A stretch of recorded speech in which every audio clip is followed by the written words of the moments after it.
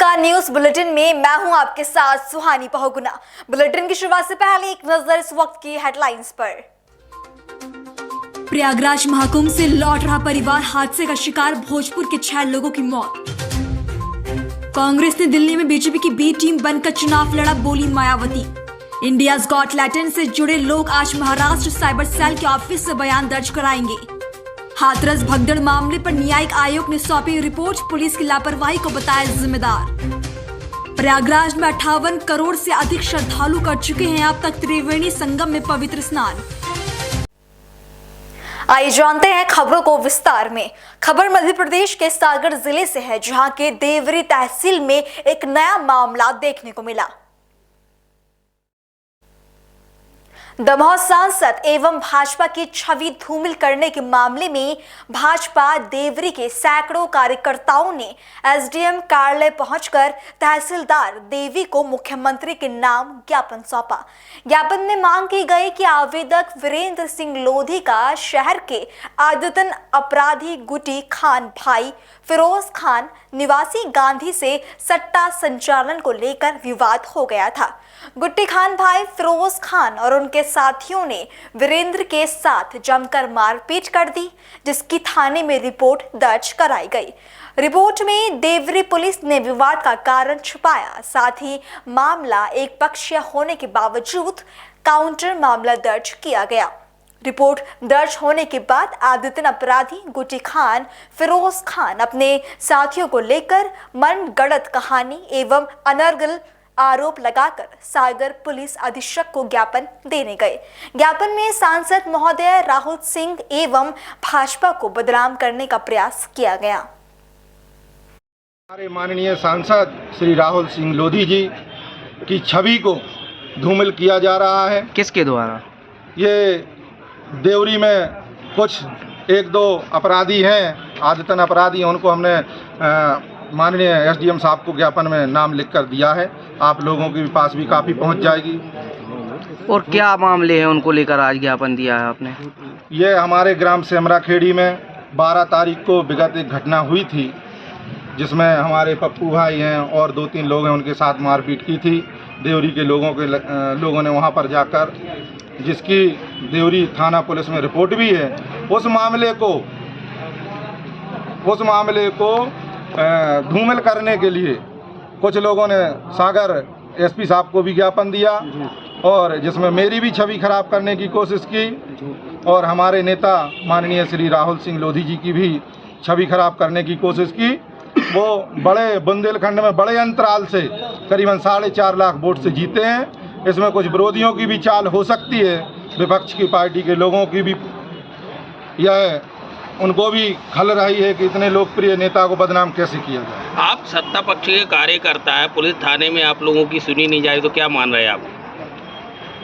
अब कुछ इसमें हम लोगों ने सूचना दी है, आदरणीय प्रभारी मंत्री जी को भी सूचना दी है, विधायक जी को भी सूचना दी है। विधायक जी ने चूँकि इस विषय में कल अधिकारियों को बात भी की है कि इस विषय में कि ऐसा क्या चल रहा है देवरी में, जो कि इतने भाजपा के कार्यकर्ता ही प्रताड़ित क्यों हो रहे हैं। इसको क्या मानते हैं? अब हम लोगों ने अभी हम लोगों के साथ घटना हुई है, अभी हम लोगों ने बताया है, माननीय प्रभारी मंत्री जी को भी बताया है, सांसद जी को भी बताया है, उस पर कार्रवाई होगी। राहुल सिंह जी को कुछ अपराधी तत्वों द्वारा जो बदनाम किया जा रहा है, उनकी छवि को धूमिल किया जा रहा है। हम सबका यही कहना है कि भाई ये सट्टा जुआ खिलाने वालों पर कार्रवाई और ऐसे जनप्रतिनिधियों की छवि खराब न करें। भाजपा के लोगों द्वारा ज्ञापन देके क्या मांग की गई? आपने सब सुना है, मांग इनकी जो भी मांगे हैं तो वरिष्ठ स्तर पे वरिष्ठ अधिकारियों को अवगत कराया जाएगा, हम जो भी उचित नियमानुसार कार्रवाई की जाएगी। अगली खबर उत्तर प्रदेश के हापुड़ से है, जहां बोर्ड एग्जाम से पहले ही कॉलेज जंग का अखाड़ा बन गया।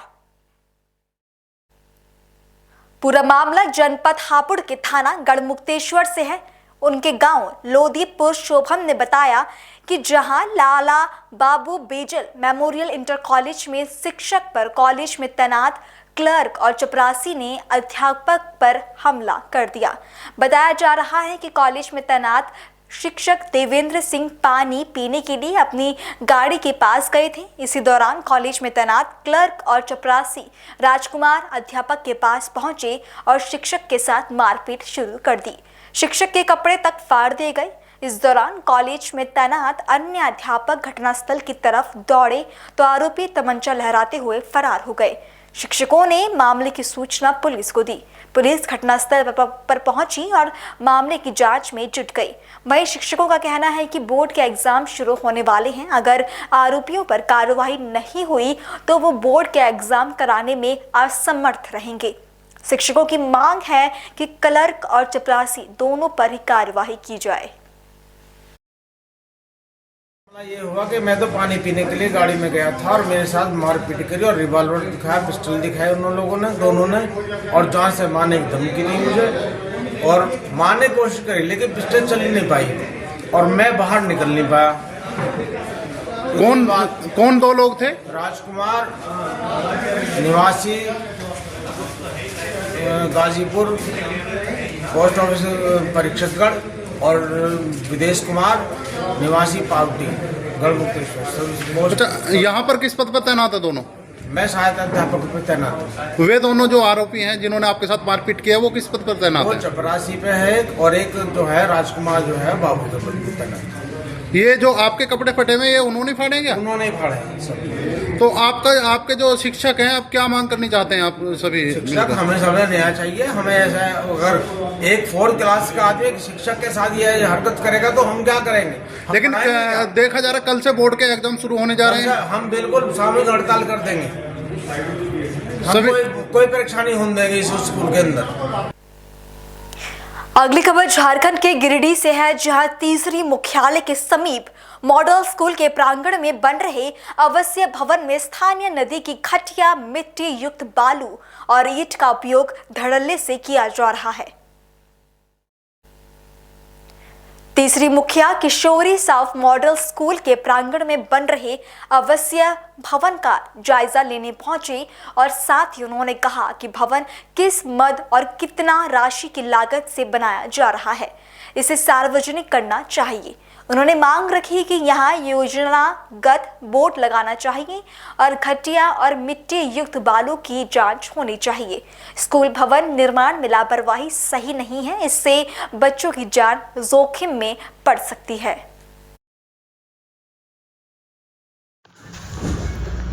तीसरी पंचायत में मॉडल छात्रावास का निर्माण किया जा रहा है, जिसमें बालू का जो है मात्रा जो है ही नहीं, या मिट्टी युक्त लोकल बालू का प्रयोग किया जा रहा है। जिसमें जो आप देख रहे हैं कि बालू अगर रहता तो गिराते तो बालू जो है सो पूरा रेत की तरह जो है सो गिर जाता, लेकिन पूरा जो है लड्डू बना हुआ है बालू। इससे साफ जाहिर होता है कि यार मिट्टी के जो है मिट्टी मिला हुआ युक्त बालू जो है सो प्रयोग किया जा रहा है। और भी इसमें सुन रहे कुछ गड़बड़ी हो रहा है, मतलब गड़बड़ी अभी तक जो है इसका एस्टिमेट का बोर्ड जो है, क्या इसका एस्टिमेट है उसका बोर्ड नहीं लगा है, सार्वजनिक नहीं किया गया। सार्वजनिक नहीं किया गया है। ये बोर्ड का जो है सो कम बोर्ड होना चाहिए और मैं लोकल जनप्रतिनिधि के साथ आज तक कहीं कोई ये नहीं किया। तो क्या मतलब इसके क्या होनी चाहिए आपके मतलब? इसका जाँच होनी चाहिए, विधिवत जाँच होनी चाहिए। अगली खबर उत्तर प्रदेश के गाजीपुर से है, जहां समाजवादी पार्टी के प्रदेश अध्यक्ष श्याम लाल पाल ने गाजीपुर में कई मुद्दों पर सरकार को घेरा। उन्होंने कहा कि वर्तमान सरकार लोकतंत्र के विरुद्ध काम कर रही है। पाल ने दावा किया कि 2027 में उत्तर प्रदेश में अखिलेश यादव की सरकार बनेगी। उन्होंने चुनावी प्रक्रिया पर गंभीर आरोप लगाते हुए कहा कि बीजेपी कार्यकर्ता पिस्तौल के बल पर मतदाताओं को वोट डालने से रोक रहे हैं। यहां तक कि पीठासीन अधिकारी खुद वोट डाल रहे हैं। बजट को लेकर श्यामलाल ने कहा कि केंद्र और यूपी दोनों के बजट में शिक्षा का प्रतिशत 4 से घटकर 2 कर दिया गया। महाकुंभ के आयोजन पर तंज कसते हुए उन्होंने कहा कि सरकार की मशीन 60 करोड़ स्नान करने वालों की संख्या बता रही है, लेकिन भगदड़ में मारे गए लोगों की संख्या नहीं बता पा रही। मुख्यमंत्री योगी आदित्यनाथ के उर्दू संबंधी बयान पर पलटवार करते हुए पाल ने कहा कि मुख्यमंत्री के भाषण में ही कई उर्दू शब्द आते हैं। छात्रों को स्कूटी वितरण योजना पर उन्होंने सुझाव दिया कि सरकार को छात्रों की उम्र और ड्राइविंग लाइसेंस प्रक्रिया पर ध्यान देना चाहिए। आज गाजीपुर आगमन हुआ, क्या कहेंगे गाजीपुर आगमन? देखिए, गाजीपुर आगमन जो है, मैं एक वैवाहिक कार्यक्रम में आया हूँ। विभा पाल जी के यहाँ जा रहा हूँ और यहाँ पर हमारे समाजवादी पार्टी के जितने भी हमारे नेता हैं, जिले के संगठन के लोग हैं, प्रदेश के संगठन के लोग हैं, राष्ट्रीय कमेटी के लोग हैं, और एक समीक्षा भी हुई कि समाजवादी पार्टी ने पूरे देश और मुख्य रूप से उत्तर प्रदेश में जो बाबा साहब डॉक्टर अंबेडकर जी का अपमान हुआ है संविधान को लेकर के, क्योंकि यह संविधान देश के शोषित वंचित समाज के लोगों के लिए है, महिलाओं के उत्थान और तरक्की के लिए है। उसी बाबा साहब डॉक्टर अंबेडकर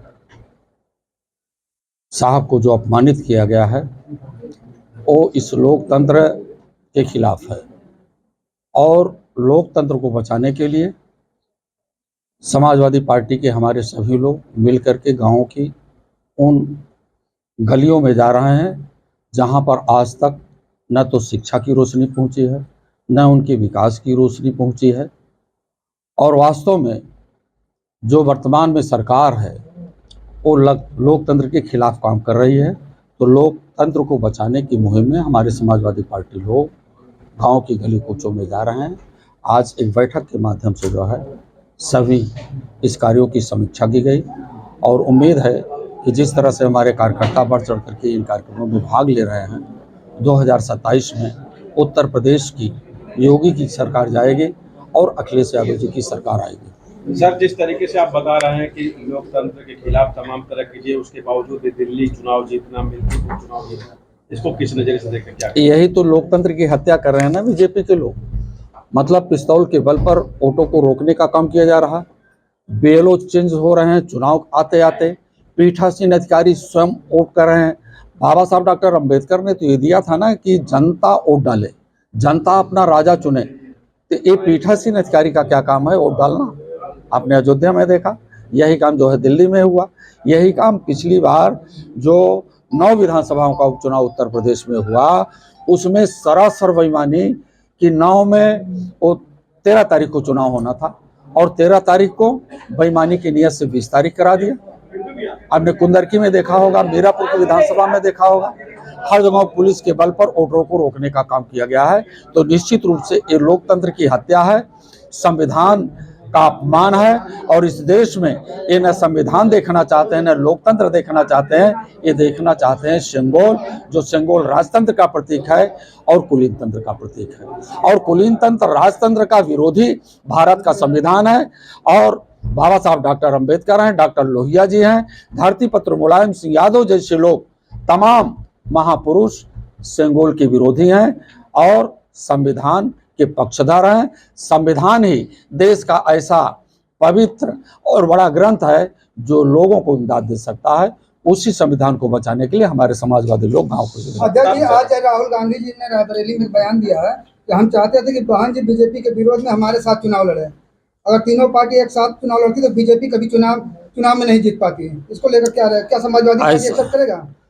सच ये है कि बहुत से नेता ऐसे भी हैं जो समाजवादी पार्टी की विचारधारा, डॉक्टर लोहिया की विचारधारा और बाबा साहब डॉक्टर अंबेडकर की विचारधारा से काफ़ी दूर हैं। दूर इसलिए हैं कि मुख में राम बगल में छुरी, ये कहावत चरितार्थ है भारत देश में। तो जिनके मुख में राम होगा और बगल में छुरी रखेगा वो संविधान के साथ घात करेगा। तो संविधान का घात करने वाले लोगों से हमारी दोस्ती नहीं है, ना हमारे नेता की है। ऐसे में आज जो है यूपी का बजट पेश हुआ है, उस बजट को लेकर क्या कहेंगे? बजट आप देख लीजिएगा, केंद्र का भी बजट देख लिया, जहां शिक्षा के नाम पर 4% बजट आता था, वहां 2% आ गया। किसानों का बजट देख लीजिएगा, विद्यालयों का बजट देख लीजिएगा। ये बजट आप पूछिए उन लोगों से कि महाकुंभ का आयोजन किया, मशीन उतनी इतनी बढ़िया है, इतनी अच्छी है कि वो बता तो दिए कि 60 करोड़ लोग स्नान किए, श्रद्धालु लोग, लेकिन वो मशीन ये नहीं बता पा रही है कि कितने लोग भगदड़ में मारे गए। आज तक उसकी गिनती जो है वो मशीन नहीं कर पा रही है। इसलिए ऐसे मशीन वालों से और डबल इंजन वालों से पूरे देश को खतरा है। हम लोग देश को बचाने के लिए निकले हैं। वो तो कह रहे हैं कि कुंभ में इतनी भीड़ और सैलाब उमड़ रहे, विपक्ष घबराया हुआ है। आप बताओ, ये श्रद्धा का विषय है और भगवान को सबसे ज़्यादा मानते हैं गरीब लोग। सुनो, वो कहते हैं अस्पताल में उनका इलाज नहीं हुआ, डीएम उनसे बात नहीं किया, एसडीएम उनसे बात नहीं किया, दरोगा उनसे बात नहीं किया। कहता चलो भगवान के भरोसे हैं। हाँ, अब पूंजीवादी भगवान के भरोसे नहीं है, सामंतवादी भगवान के भरोसे नहीं है, भगवान के भरोसे जनता है। आप बताओ कि उस बड़े बड़े लोग वो आ रहे हैं, प्लेन से आ रहे हैं, बड़ी बड़ी गाड़ियों से चमचा आ रहे हैं, उनके लिए स्नान करने के लिए रास्ता खाली है। और गरीब आदमी जो बसों से जा रहा है, अपने साधनों से जा रहा है, और महाकुंभ के बॉर्डर पर ही रोक दिया गया, वो स्नान आज तक नहीं कर पाए। माननीय राष्ट्रीय अध्यक्ष जी हमारे ने अच्छा कहा है कि अभी हमारे लोग स्नान नहीं कर पाए हैं। जो बॉर्डर पर रोक दिया गया है, इनके टाइम बढ़ा दिए जाएं। वो भी बेचारे श्रद्धालु परेशान है स्नान करने के लिए, वो भी स्नान कर लें। और इनकी गणना जो 60 करोड़ की है, ये भी मशीन सही नहीं बता पा रही है। और लोग स्नान किए हैं, लगभग 75 करोड़ लोग स्नान कर चुके हैं। इनकी दोनों मशीनें गड़बड़ है, इनकी दोनों मशीनें गड़बड़ है, बड़ी मशीन और छोटी मशीन। अध्यक्ष जी, योगी जी का जो सदन में कल बयान आया था कि अपने बच्चों को अंग्रेजी और दूसरे को बच्चों को उर्दू पढ़ाकर जो कठमुल्ला बनाने चाहते हैं लोग। अब मीडिया के लोगों, योगी जी की भाषा सुनो, किसमें उर्दू के कितने शब्द उर्दू के आते हैं? जो भाषण देते हैं माननीय मुख्यमंत्री जी, उसमें कितने उर्दू के शब्द आते हैं? और कल के ही भाषण में उनको देख लेना कितने उर्दू के शब्द आए हैं। ऐसे में जो आज के बजट में जो है, जो मेधावी छात्र है उनको स्कूटी देने की बात कही है, जबकि मेधावी जो है अंडर 18 होते हैं, तो क्या बगैर डीएल पे उनको स्कूटी दिया जाएगा या क्या रहेगा? अब क्या लगता है आपको? पता होना चाहिए कि जिन बच्चों को स्कूटी मिलेगी वो डीएल का प्रमाण पत्र लेने की प्राथमिकता के अंतर्गत आते हैं कि नहीं आते हैं? उनकी उम्र क्या है, किसको स्कूटी दे रहे हैं? उनकी उम्र ड्राइविंग करने की है कि नहीं है? ये तो सरकार को समझना होगा ना। उनकी पार्टी भी अनट्रेंड लोगों की है और अनट्रेंड लोगों के लिए काम भी कर रहे हैं। ममता बनर्जी ने जो कल बयान दिया था कि महाकुंभ ने मृत्यु कुंभ है, तो इस पर केशव प्रसाद मौर्य ने कहा है कि पीएमसी का जो अंत नजदीक आ गया है। उनका अंत जो है समाजवादी पार्टी के लोगों ने कर दिया था वहीं कौशाम्बी में, समझ रहे हैं कि नहीं? कौशाम्बी में उनका अंत कर दिया था, लेकिन थोड़ा सा जो है संजीवनी जो है उत्तर प्रदेश की सरकार योगी जी ने दे दिया। अगर वो न दिए होते संजीवनी ना, तो पहले वही खात्मा। खबरों का सिलसिला आगे भी जारी है, फिलहाल रुकेंगे एक छोटे से ब्रेक के लिए।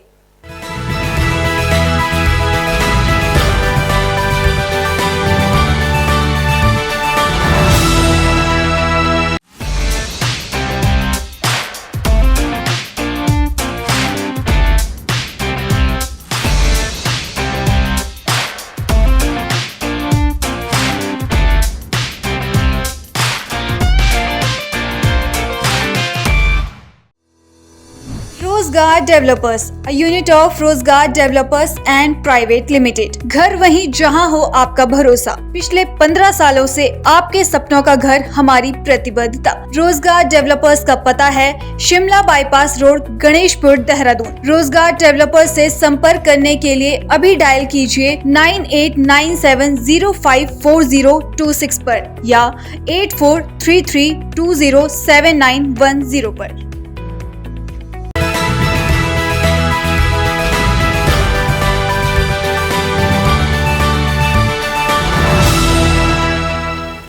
के बाद आपका फिर से स्वागत है।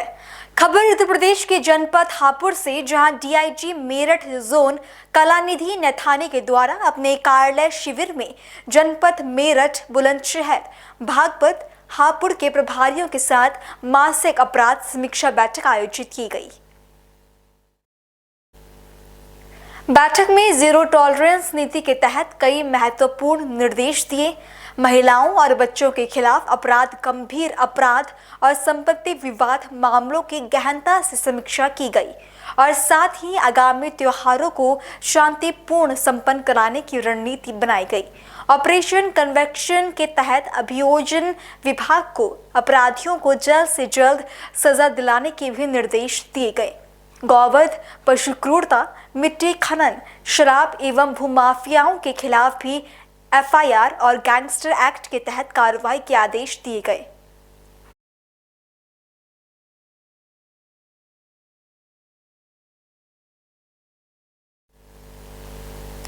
अगली खबर उत्तर प्रदेश के आगरा से, जहां के न्यू आगरा क्षेत्र के इंदिरा नगर, नगला, बूढ़ी दयाल बाग की रहने वाली रचना चौहान और सपना यादव ने आगरा पुलिस आयुक्त से गली के शराबी और अराजक तत्वों द्वारा शिकायतकर्ताओं की पुत्री की शिक्षा बाधित किए जाने की शिकायत की।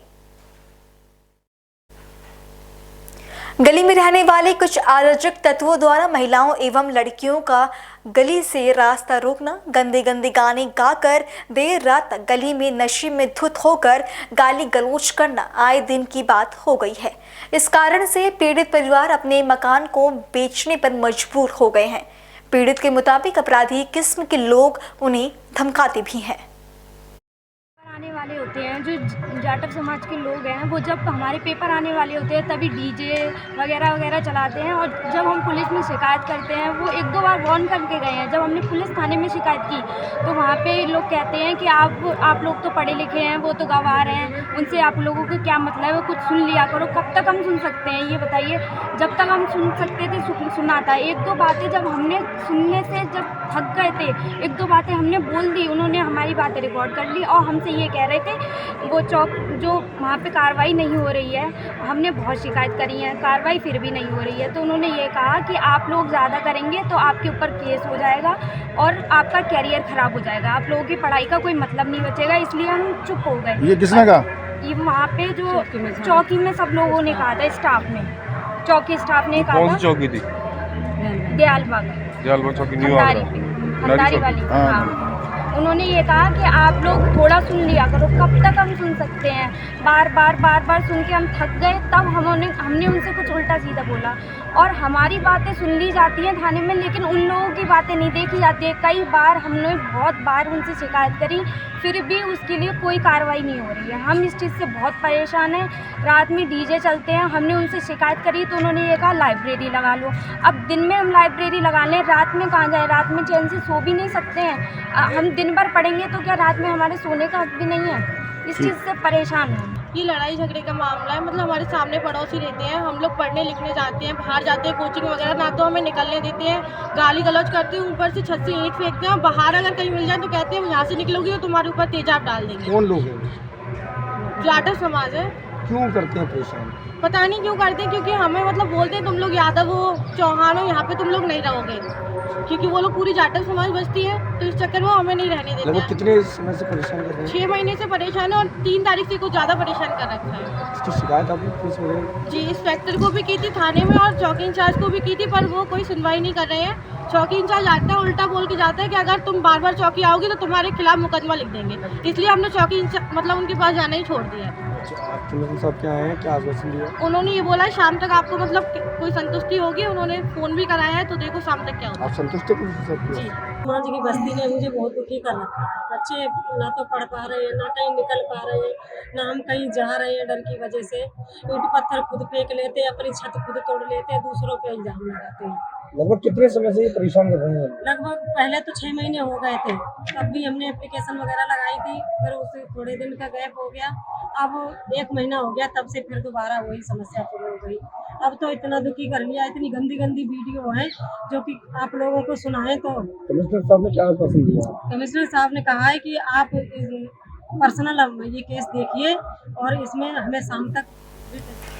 अगली खबर छत्तीसगढ़ के रायपुर से, जहां छत्तीसगढ़ की मुख्यमंत्री विष्णुदेव साय से नई दिल्ली में भारतीय अंतरिक्ष अनुसंधान संगठन के चेयरमैन वी नारायण ने भेंट की। उन्होंने छत्तीसगढ़ में अंतरिक्ष प्रौद्योगिकी के उपयोग से कृषि एवं अन्य क्षेत्रों में नवाचारों को बढ़ावा देने को लेकर चर्चा की। मुख्यमंत्री ने इस अवसर पर कहा कि छत्तीसगढ़ में कृषि, जल संस्थान, पर्यावरण संरक्षण और आपदा प्रबंधन जैसे क्षेत्रों में तकनीकी नवाचारों का महत्वपूर्ण योगदान हो सकता है।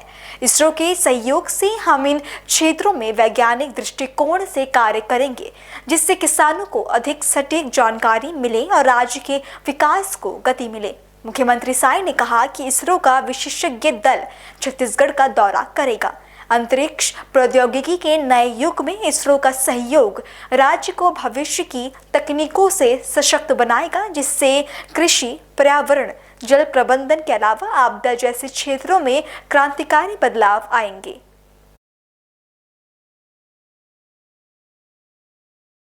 और आज इसरो के जो चेयरमैन हैं वी नारायणन, उनसे भी भेंट हुई है और उनसे भी लंबी चर्चा हुई है। और स्पेस तकनीकी क्षेत्र में राज्य में क्या विकास हो सकता है, उसके लिए वो आने वाले भी हैं टीम के साथ में, और उसका भी लाभ छत्तीसगढ़ को होगा। अगली खबर उत्तर प्रदेश के जनपद हापुड़ के गांव रसूलपुर से, जहां जंगल में ग्रामीणों को खुदाई के दौरान शिवलिंग मिलने की खबर क्षेत्र में जंगल में लगी आग की तरह फैल गई। इस शिवलिंग को देखने के लिए श्रद्धालुओं का जन सैलाब उमड़ पड़ा और महाशिवरात्रि पर्व से पहले शिवलिंग मिलने से ग्रामीणों में हर्ष की लहर दौड़ गई। ग्रामीणों का कहना है कि महाशिवरात्रि पर्व से पहले शिवलिंग मिलन गांव के लिए काफी सौभाग्य की बात है। घटना की सूचना पाकर स्थानीय पुलिस भी मौके पर पहुंची। ग्रामीणों ने पुलिस प्रशासन की देखरेख में ढोल नगाड़ों के साथ शिवलिंग को लाकर मंदिर में स्थापित किया, जिसके दर्शन करने को लेकर श्रद्धालुओं का मंदिर में भी तांता लग गया।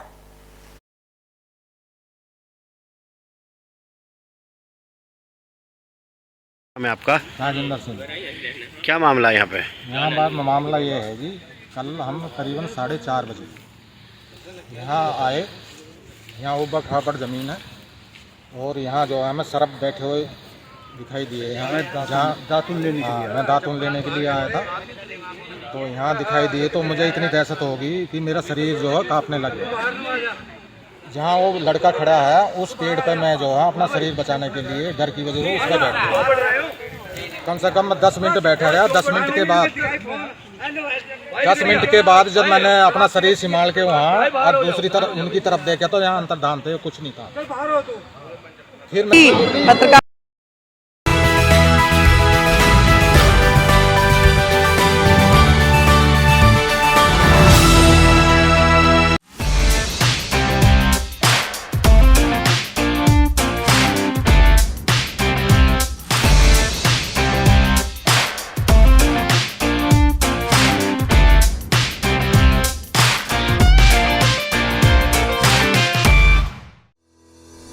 रोजगार डेवलपर्स, अ यूनिट ऑफ रोजगार डेवलपर्स एंड प्राइवेट लिमिटेड। घर वहीं जहां हो आपका भरोसा। पिछले 15 सालों से आपके सपनों का घर हमारी प्रतिबद्धता। रोजगार डेवलपर्स का पता है शिमला बाईपास रोड, गणेशपुर, देहरादून। रोजगार डेवलपर्स से संपर्क करने के लिए अभी डायल कीजिए 9897054026 पर या 8433207910 पर।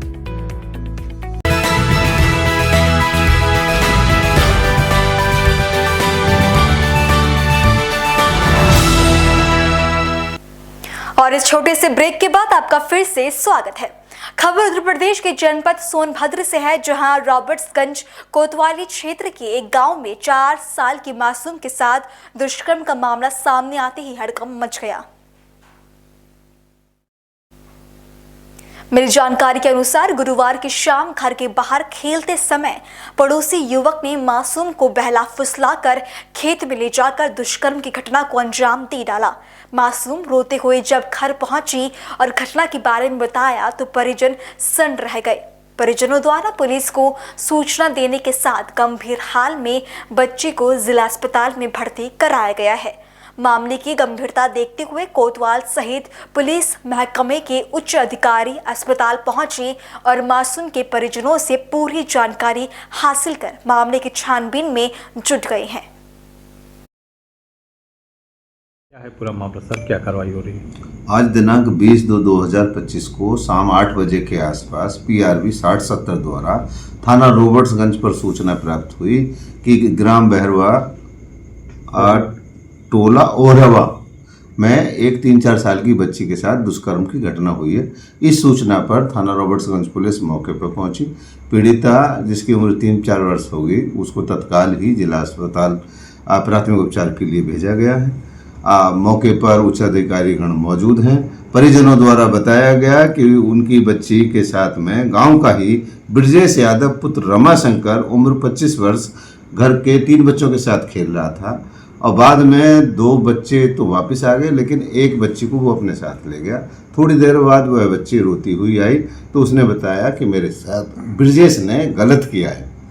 इस सूचना पर परिजनों द्वारा तहरीर प्राप्त की जा रही है, आवश्यक विधिक कार्रवाई की जा रही है। गिरफ्तारी हेतु प्रयास किया जा रहा है, टीम का गठन कर दिया गया है। सर लड़की की स्थिति क्या है इसमें? लड़की की स्थिति अच्छी है। फोरेंसिक टीम भी मौजूद है और उस अधिकरण भी मौके पर जा चुके हैं। मध्य प्रदेश के खजुराहो में आज सुबह 91वें खजुराहो नृत्य महोत्सव का आयोजन किया गया। बता दें कि नृत्य महोत्सव का उद्घाटन CM मोहन यादव ने किया।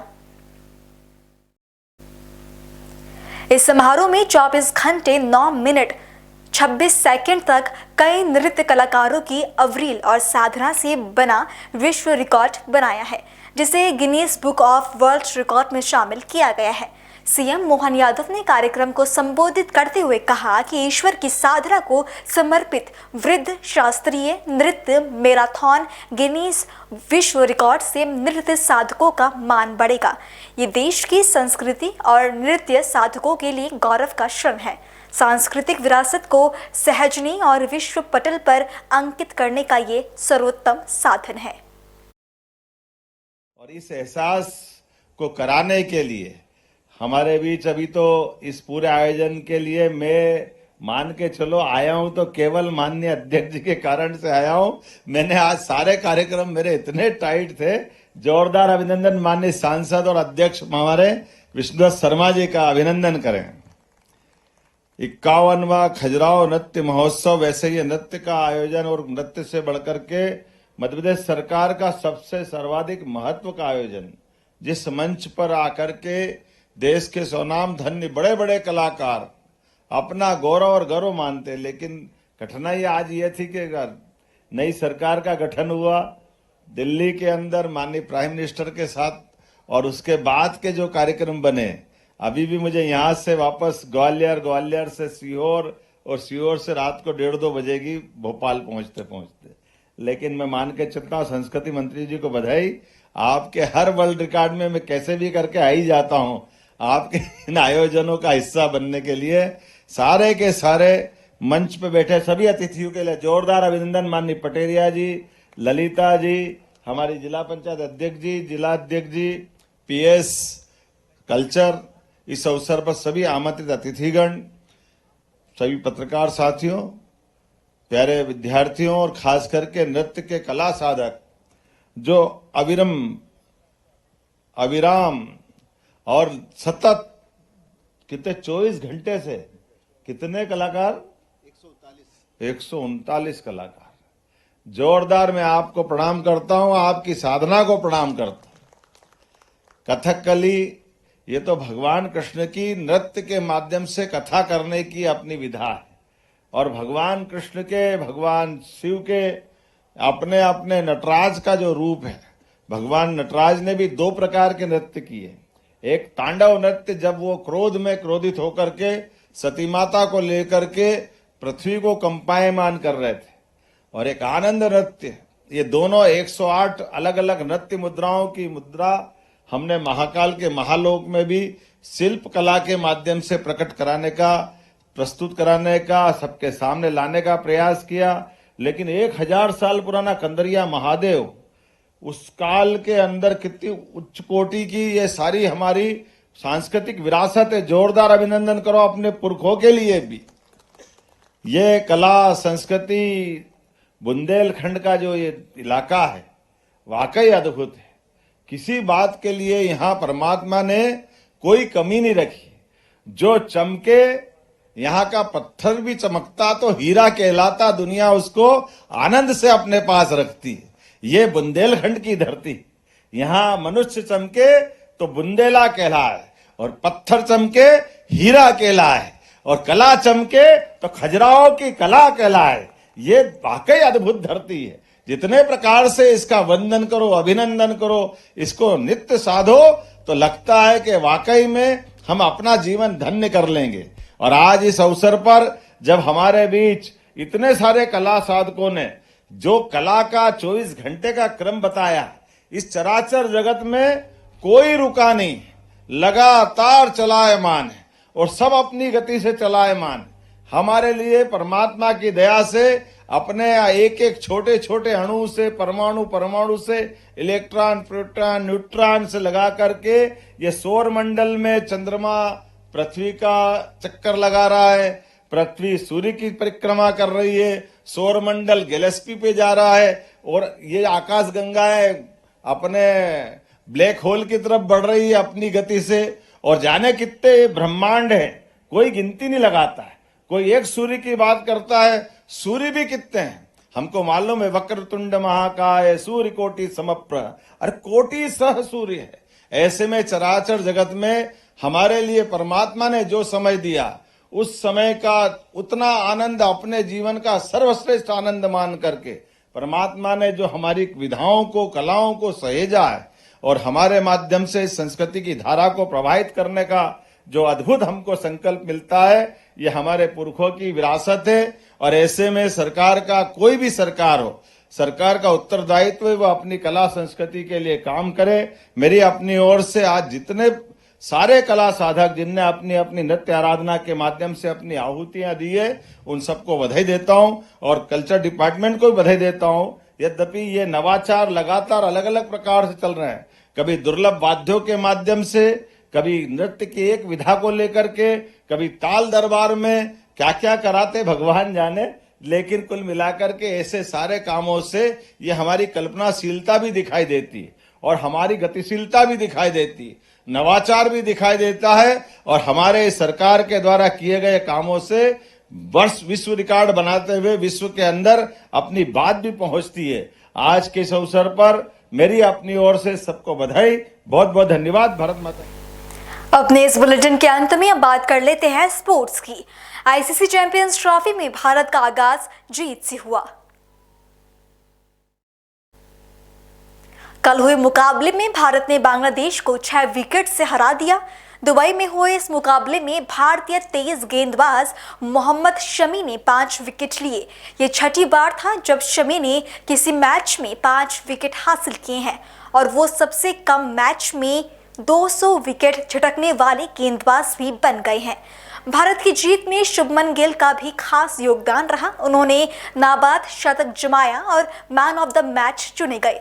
भारत की अगली भिड़ंत रविवार 23 फरवरी को चिर प्रतिद्वंदी पाकिस्तान के साथ होगी। मेरा नाम नवीन कुमार है। मैं इंडिया मध्य प्रदेश से मैच देखने आया था यहाँ पे। आज भारत पाकिस्तान उसका बांग्लादेश का मैच बहुत अच्छा हुआ। बीच में थोड़ी स्लो बैटिंग हुई तो उससे लगा कि बिल्कुल मैच अंत तक खिंचेगा, पर बाद में जो स्पीड पकड़ी और बहुत ही बेहतरीन गिल की सेंचुरी रही आज। और बहुत क्लासिक प्लेयर हैं गिल, जिस तरीके से उन्होंने आज सेंचुरी मारी और बांग्लादेश को बिल्कुल नातनुस्त कर दिया। और सेम परफॉर्मेंस का एक्सपेक्टेशन रख रहे हैं कि पाकिस्तान के खिलाफ और बेहतरीन होगा। 23 तारीख को हम वो भी मैच देखेंगे। यहीं पे हैं 3 दिन। Cheers for India. Bharat Bharat माता की जय। भारत माता की जय। भारत माता की जय। चैंपियन ट्रॉफी हमारा है। चैंपियन ट्रॉफी हमारा है। मनीष, कितने खुश हैं जीत पे? आज तो जीतना ही हुआ था मैच। वो तो पहले 10 ओवर में हम जीत गए थे, but we were very confident, but team played well. और हमारे जो मिडिल ऑर्डर बैट्समैन था उनको भी बैटिंग करने का प्रैक्टिस करने का मौका मिला, तो that's good. So far so good. अब हम सेमीफाइनल में आ जाएं और we want win in semifinal and lift the trophy also. That's best wishes to team India. Your name, please. My name is Raghav. You're happy you came to watch India play. How happy you are on India's win? Like, I never thought Shubman Gill will score a century and KL Rahul's two amazing sixes and nothing else, and Shami's 5-wicket haul. I never thought that. And nothing else to say. Good evening. We are very happy India won. Shubman played well. Shami took 5 wickets. I hope Pakistan also they will win. Thank you. Thanks a lot. Thanks. My name is Anil. I'm from Dubai. Lovely to watch a match, India-Bangladesh. We enjoy the match. We are waiting for a clash on Sunday, India-Pakistan. Best of luck, India. Two best, yeah, so best, yeah. अपना नाम बताइए. मेरा नाम धीरज है. हम England से आए हैं इंडिया का सपोर्ट करने वास्ते. हम इंडिया की सारे मैच देखने वाले हैं इधर. All the match इंडिया की. And we support India all the way, all the time. I went down the world. I went to South Africa, I went to Barbados, I went to India.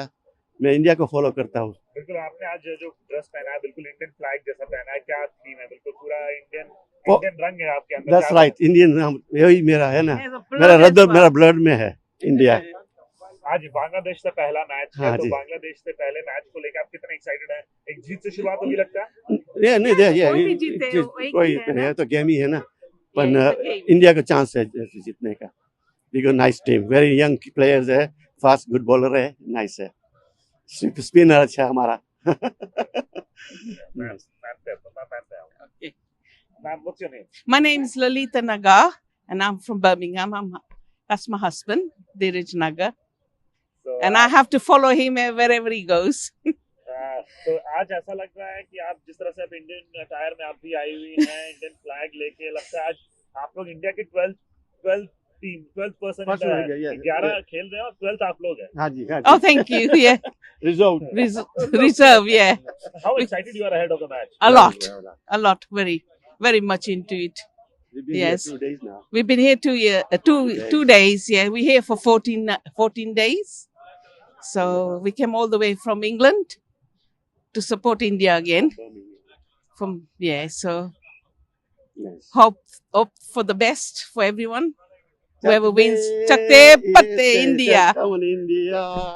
Just a start. India, India, India, India. जीतेगा भाई जीतेगा. India जीतेगा. जीतेगा भाई जीतेगा. India जीतेगा. Trophy लेके आएगा. India जीतेगा. India, India. Come on. So, okay. Thank you. Bye. Bangladesh. No, अपना नाम बताइए. What's your name? My name is Mosharraf. And scored heavily in this stadium last series. You even hit a century against Pakistan. What is it that is needed to get an upper hand here when compared with other venues? I think it's about assessing the pitch as quickly as possible. And then you let your batsmanship, you let your experience, you let your mind take over. That's what I've done here. Whenever I've played here, we've played a lot of cricket here in the recent past. It does assist all types of bowlers. So as a batter, you need to be just slightly mindful of that, and try and assess as quickly as possible. And that is what I've done here. Whenever you play, not just here, but anywhere you play, you try and assess as quickly as possible, and then let your instinct, your batsmanship, and the situation of the team take over. And that is what I've tried to do here. Hi Rohit, this is Sanjeevi from Ball India News. Definitely the pitch for Dubai is not as great for spinners, and we of course don't have Bumrah in the squad. You rightly mentioned we have 2 spinners and 3 all-rounders. How is Team India well in a position to face the opposition team in Champions Trophy 2025? So we'll play this tournament as we played any other tournaments, whether it is ICC tournaments or whether it is any other series that we play for India. Playing for India means a lot to all of us, and then going out there and representing the country, not just me but the other 14 guys in the squad will do the same thing. There will be times where you will miss certain players, but I think there is enough quality, enough depth, enough experience in the team for us to come here quite confident and be confident about what we want to do here, and then see how it goes. It's very easy for anyone or all of us to think far ahead and forget about what we need to do tomorrow. So I think we'll just think about what we need to do tomorrow and then take it from there. Well, not a lot of one-days for India last year. In that context, you have this series against England, and not just the FC margin, but the fact that so many good things came out of that. What does that really do in this team? Yeah, playing that series, we knew there's not enough games that we had before this tournament, but I think whatever we spoke of, whatever as a team we wanted to do, the ethics of this team, the brand of this team that we wanted to play, I think we pretty much did that in all games.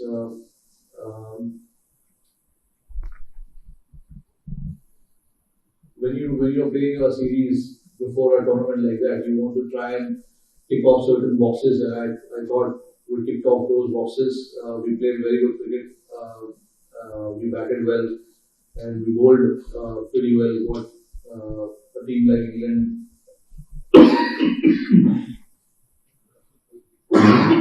Sorry about this. What the team restricted for a below par score on 3 occasions. So twice we bowled first, once we batted and we posted 350 runs, 350 odd runs there. So all in all, I think it was a good series, but I said it before the series started that we wanted to do things where we left off in the World Cup and carry on that kind of momentum into the England series, and from there onwards to the Champions Trophy. But we do understand that every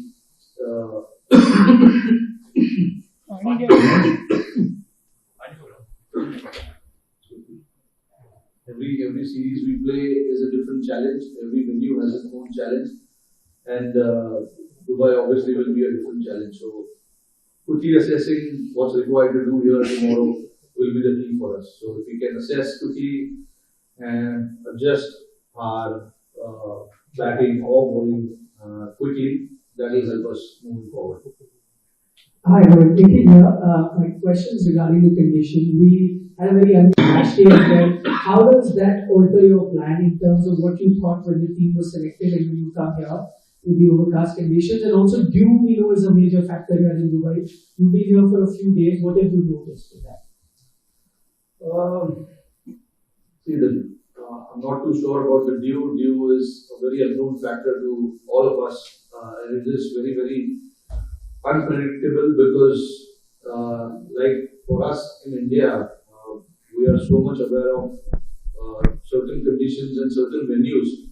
That also surprised us a little bit when we played in Nagpur the previous day before the game. There was so much dew, but during the game there was no dew. So you can't really think too much about that and prepare based on that. In terms of the conditions, the overhead conditions, I think it's not a massive difference where you're playing in 28, 30 degrees to a 10 degree or a 15 degree. It is going to be overcast. If it is, we have the arsenal to combat that. If there are conditions which is helping the bowlers, with the overhead conditions, the bowlers are there to exploit that. And the batters, if we bat in those overhead conditions, they exactly know what to do. Yeah, knowing Josh Butler stayed up in the series that the big difference was the stop batsmen getting hundreds Mr. Prithviraj, that this is during the course of conversation with Michael Arthur and associated with Sky Sports. How much of this conversation goes on in your field? They also said that there is a 2020 style of play reflected more in one-day cricket. What is the question? No, the question is, the top 3 or 4 batsmen very hundreds of big tournaments. Yeah, of course. I mean, that's the key to have success in this format. Your top 3, 4, 5 batsmen needs to get that big score for you to post a big score eventually. So I think our top 4 batters are quite experienced, and once we know that once they are set, once they are in, they like to get those big runs. So they do understand that, and everyone understands that between your top 4, one has to get that big score. And in the World Cup, we've seen it as well when we played that ODI World Cup. There were only a few hundreds that we scored, but we went on to score quite a few times, 350 plus scores or 330 scores like that. So I think it's about all 7-8 batters chipping in, whether you get big score or not, but all 7 or 8 batters needs to contribute. And whatever the responsibility, whatever the understanding that we have of them, it's all about putting those. अब बात लखनऊ में चल रही LLC 10-10 tournament की, जहां दनादन cricket का रोमांच देखने को मिल रहा है। यहां पहला सुपर 6 मुकाबला टाई रहा और फिर सुपर ओवर भी टाई रहा। दूसरे सुपर ओवर में नोएडा सुपर स्ट्राइकर्स ने मेरठ इन्वेडर्स पर जीत दर्ज कर शीर्ष 3 में जगह बनाई।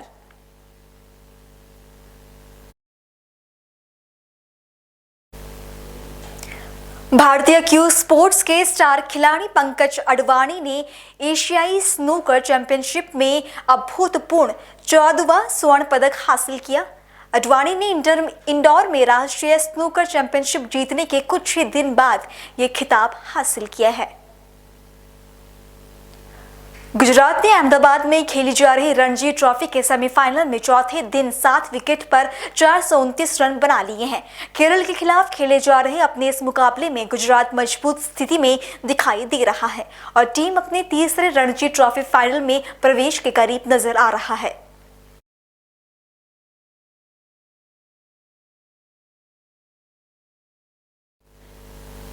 और इस खबर के साथ ये बुलेटिन यहीं समाप्त होता है। देश और दुनिया की बाकी तमाम खबरों के लिए आप देखते रहें पल्स 24 न्यूज़। नमस्कार।